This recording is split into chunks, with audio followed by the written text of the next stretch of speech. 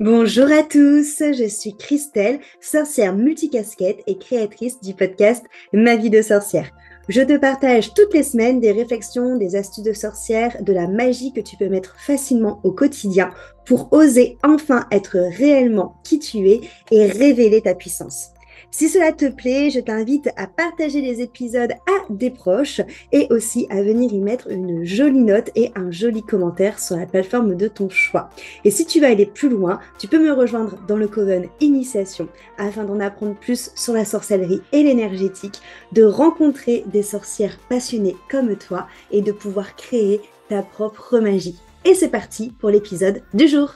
Bonjour à tous, bienvenue dans ce nouvel épisode de podcast. Je suis Christelle, celliste de ma vie de sorcière. Et aujourd'hui, j'avais envie de te parler de quoi faire en été lorsqu'on est une sorcière. À quoi on va passer notre temps libre, plus ou moins libre, notre temps de ralentissement pour profiter de cette magnifique saison qu'est l'été lorsqu'on est une sorcière. Déjà, je trouve que l'été est l'une des meilleures périodes pour renouer avec notre créativité et notamment aussi avec des activités artistiques. Donc première chose que tu peux faire en été pour reconnecter avec cette part créative qui est associée à notre part de féminité, donc à notre part sorcière, c'est des activités créatives dans tout genre, comme par exemple du coloriage. Tu peux faire aussi du dessin, de la peinture, par exemple, pourquoi pas, si tu aimes la peinture, notamment l'aquarelle, venir dessiner tous les jours dans un petit carnet, même si c'est des tout petites choses, tu vois, mais des choses que tu vas venir observer dans la nature, ce qui va te permettre de venir déployer cette créativité, de venir reconnecter à ce talent de dessin que tu peux avoir tout simplement en observant les choses de la nature autour de toi et en les redessinant. Ça nous permet aussi de contempler la nature, chose qu'on ne fait pas assez souvent, donc ça permet de pouvoir nous reconnecter à cette nature, notamment aussi au niveau des coloriages. On parle beaucoup aussi de coloriage de mandala. Tu peux aussi tout simplement parler d'activités de créatives de dessin. Tu peux créer un mandala végétal, par exemple, si à un moment vous êtes allongé quelque part en pleine nature en train de profiter du soleil, aller chercher des petites herbes, des petits cailloux, des fougères, des glands s'il y a des choses autour de toi pour venir créer un mandala végétal. Tu peux aussi venir faire tout ce qui est bracelet brésilien qui permet vraiment de travailler sa créativité et aussi de faire de la magie des nœuds, donc pourquoi pas en profiter pour mettre une intention à chaque fois que tu fais un nœud, venir faire des fresques. Moi je sais que ça va être une de mes activités, ça va être de faire une fresque sur mon abri de jardin cet été, voilà, de vraiment venir chercher et cultiver cette fibre artistique que tu as à l'intérieur de toi et pourquoi pas en profiter pour le faire dehors. En effet, moi je sais que quand je vais à la plage, voilà, je suis pas très à l'aise dans l'eau, donc je prends souvent de quoi faire justement des activités créatives sur la plage, comme par exemple justement un petit livre, comme je te disais, pour faire de l'aquarelle, j'en ai un. J'ai beaucoup de choses pour faire des bracelets, donc je me retrouve souvent à dessiner ou à faire des bracelets ou des choses comme ça sur la plage, donc ça peut être quelque chose qui peut être sympathique. On peut aussi en profiter, ça moi c'est quelque chose qui fait vraiment partie de notre pas quotidien mais de nos habitudes avec mon amoureux, c'est de faire des jeux de société, donc privilégier aussi de ce temps pour créer des liens. Et les jeux de société pour moi sont vraiment un bon moyen de créer des liens avec des gens que vous aimez, des amis ou de la famille, et de vraiment aller chercher des jeux qui plaisent à tout le monde, et c'est méga convivial, ça permet de créer des temps voilà, en dehors des écrans aussi, de venir ramener des souvenirs, de la rigolade, bref, les jeux de société, on aime beaucoup, donc ça permet vraiment de pouvoir amener cette notion de convivialité qu'on retrouve aussi beaucoup dans la magie, le fait de se réunir avec des gens qu'on aime en jouant, pourquoi pas à des jeux de société ou même à d'autres jeux de dehors, hein. Je pense à la pétanque, à Bordeaux on aime beaucoup, mais dans le sud en règle générale, ou même au molki. Ça peut être aussi un moment pour jouer de la musique dehors.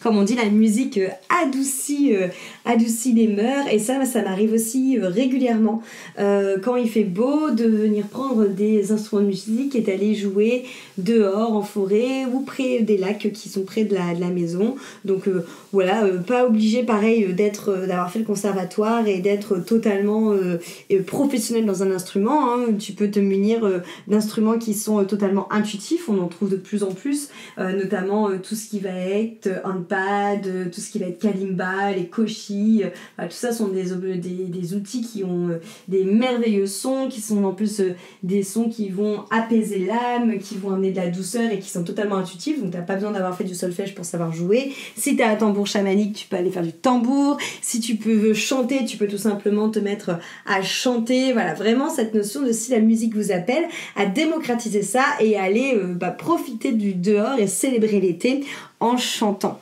On peut aussi tout simplement partir pendant des heures, se promener et même aller se perdre en nature, en forêt, voilà, bien penser justement à prendre de l'eau, ou même pourquoi pas organiser aussi des pique-niques.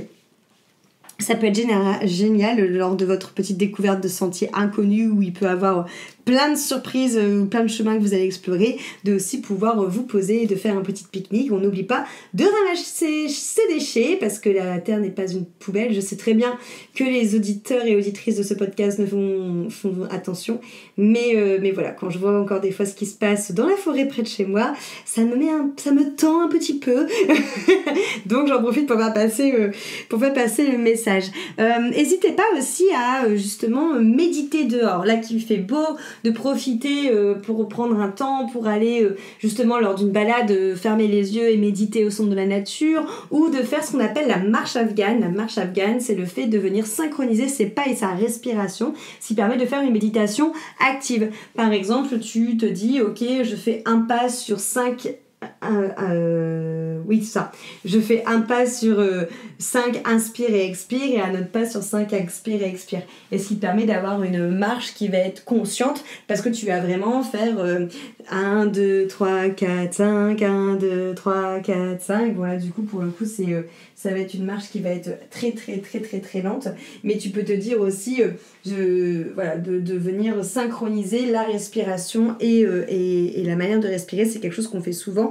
Donc, par exemple, quand tu vas vraiment faire un pas, une respiration, ça va être très lent. Mais un pas sur 5 respirations, c'est un petit peu plus facile pour te balader, et ça permet d'avoir encore cette conscience de la respiration en te baladant, et ça permet de faire une respiration et une méditation active. Donc ça, c'est cool.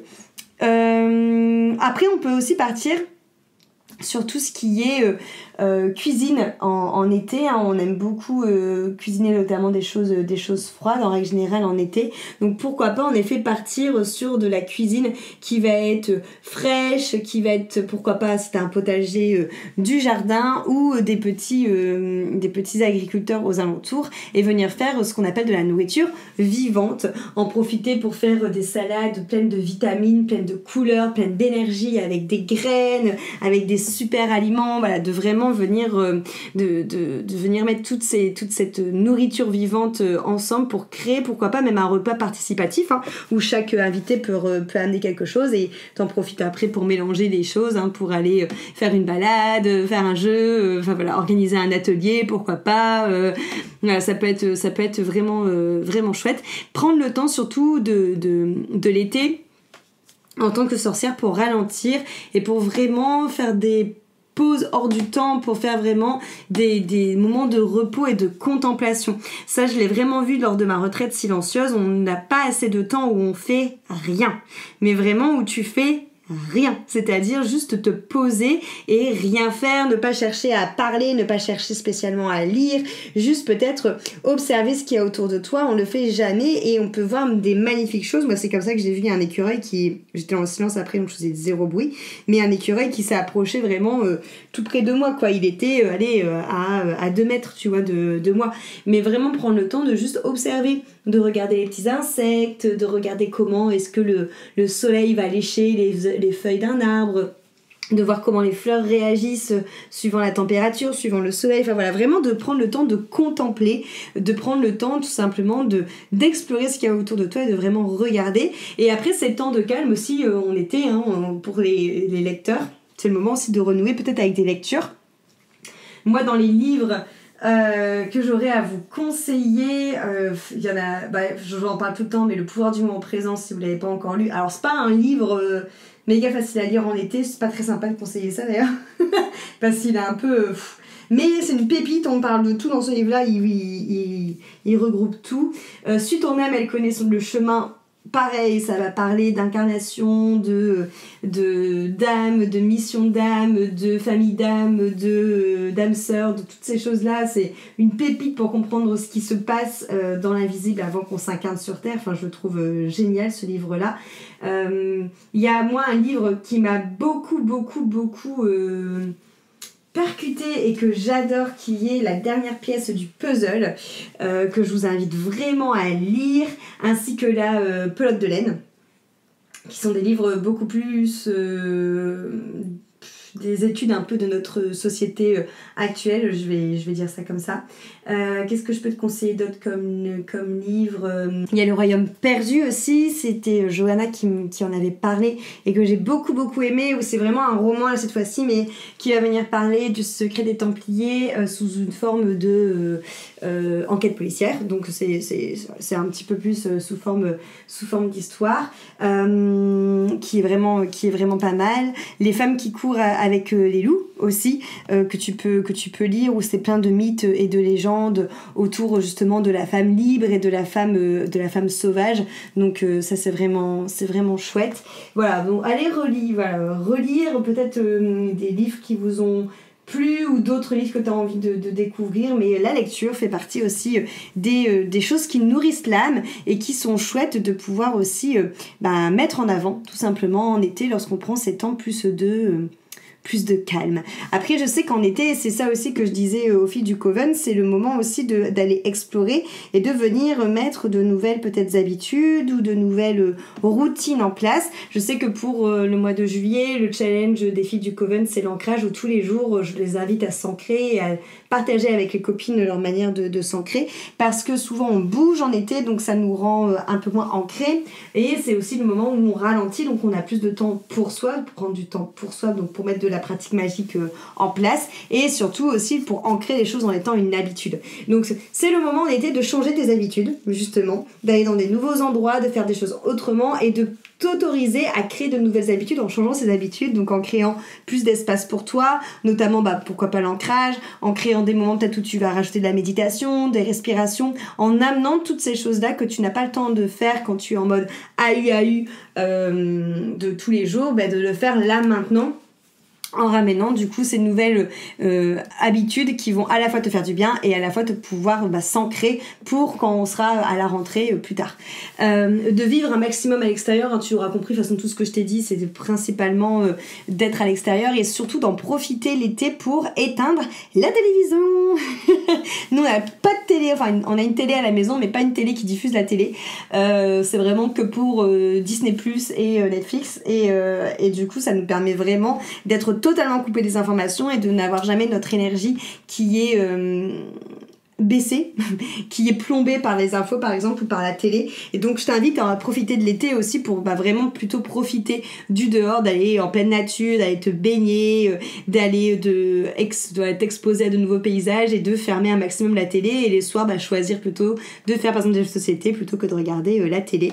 Et quelque chose aussi qui peut être une habitude, si ça vous plaît, l'écriture que tu peux mettre en place cet été, c'est d'écrire des cartes postales à des personnes que tu aimes, sans forcément même partir en vacances, de reprendre cette notion d'écrire et d'envoyer des petits mots d'amour aux gens qui sont proches de toi. Ça peut être même une routine du matin à l'écriture, donc ça peut être le fait d'écrire des cartes postales, comme je te disais, ou en profiter aussi tout simplement de renouer avec l'écriture et de prendre un journal et de justement en profiter pour faire du chaos magique et de s'observer tous les jours et d'écrire ce qui se passe à l'intérieur de nous. En fait, l'été, je veux vraiment t'inviter pour déployer ta magie à te choisir chouchouter. Et notamment, pourquoi pas, à chouchouter de nouvelles routines. Donc ça peut être à travers l'ancrage, ça peut être à travers l'écriture, à travers la méditation, à travers la respiration, à travers le fait de danser intuitivement, de faire de la musique, comme j'ai pu te le dire.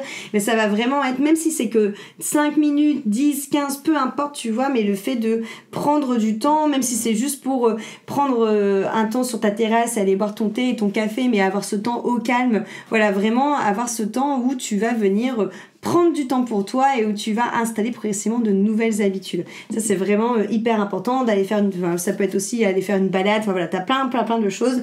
Moi, ce que j'aime bien aussi dire aux filles du Coven, si elles manquent d'idées ou si elles savent pas trop quoi faire et qu'elles ont besoin de changement, c'est de noter justement tout ce qui te plaît comme activité sur des petits bouts de papier que tu mets après dans une boîte et après tu viens les piocher au hasard tous les jours et ça te permettra justement de tous les jours prendre du temps pour toi et d'ancrer cette habitude-là même si tu fais des choses différentes.